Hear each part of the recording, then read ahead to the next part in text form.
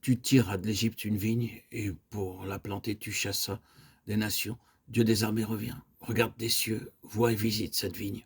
Psaume 89 et 15. Je veux chanter pour mon ami le cantique de mon bien-aimé au sujet de sa vigne. Mon ami avait une vigne sur un coteau fertile. Il la défricha, il en ôta les pierres. Il y planta des cèpes exquis. Il bâtit une tour au milieu d'elle et il creusa un pressoir. Or, il espérait qu'elle produirait des raisins, mais elle donna des grappes sauvages. Ésaïe 5, 1, 2. Je t'avais planté comme une vigne excellente, dont tout le plan était franc.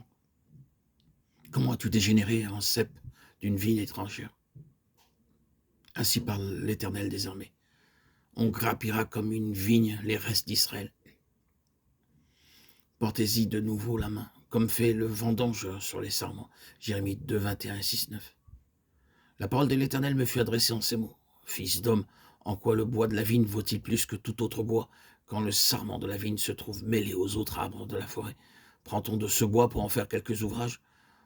En tire-t-on une cheville pour y suspendre un objet quelconque? Non. On le jette au feu pour le consumer.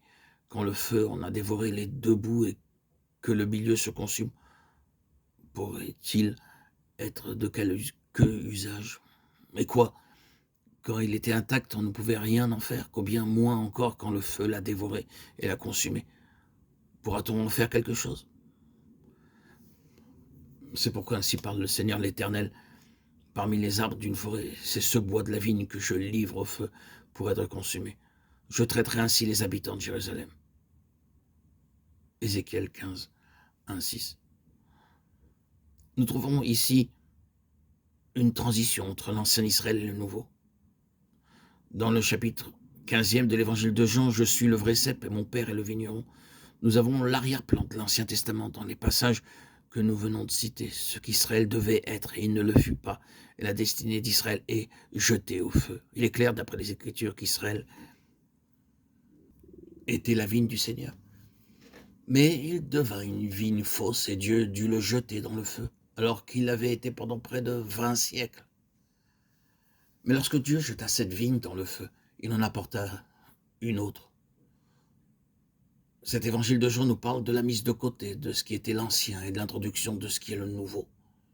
Nous avons vu que les noms différents qui avaient été donnés à l'ancien Israël ont été reportés sur le nouvel Israël. Et dans ce chapitre, c'est la vigne qui en est ainsi reportée.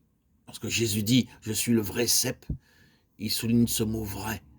Si nous avions pu l'entendre dire ces mots, nous aurions entendu ceci « Je suis le vrai cep ». L'implication est parfaitement claire. Je prends la place de la vigne qui est fausse. Elle a été rejetée. Je suis le vrai cep qui prend sa place. Israël n'a pas été vrai à sa nature même et à son dessein.